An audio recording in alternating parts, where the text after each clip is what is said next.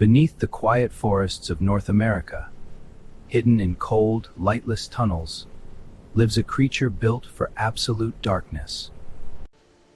This is the star-nosed mole, one of the strangest mammals on Earth, defined by a star-shaped ring of 2012 sensitive appendages. These tentacles are not just for touch.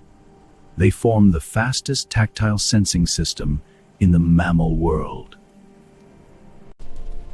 It can identify and consume prey in under a fraction of a second, faster than the blink of an eye.